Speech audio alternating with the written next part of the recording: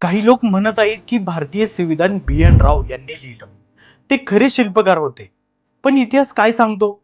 तर सीन असा आहे. सर्वात आधी एक गोष्ट स्पष्ट करूया. BN राव हे भारतीय संविधान सभेचे कॉन्स्टिट्यूशन ॲडवायझर होते. म्हणजे सल्लागार.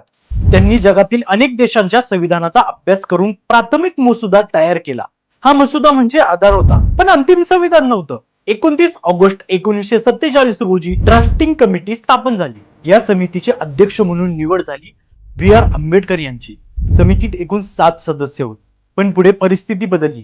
काही सदस्यांनी राजीनामे दिले, काही आजारी पडले, तर काहींचे निधन झाले. हळूहळू संपूर्ण कामाची जबाबदारी बाबासाहेबांवर आली. स्वतः बाबासाहेबांनी संविधान सभेत सांगितलं होतं की माझ्या सहकाऱ्यांच्या अनुपस्थित मोठी जबाबदारी माझ्यावर आली. आता बाबासाहेब कोण होते हे समजून घ्या. ते फक्त नेते नव्हते, ते विद्वान होते. मुंबई विद्यापीठातून पदवी, कोलंबिया युनिव्हर्सिटी मधून MA आणि PhD, London school of economy मधून DSc, ग्रेस इन लंडन मधून बॅरिस्टर ॲट लॉ. त्या काळात इतकं उच्च शिक्षण असलेली व्यक्ती भारतात क्वचित होती. मग अधिकृत संविधानावर नाव कोणाचे आहे?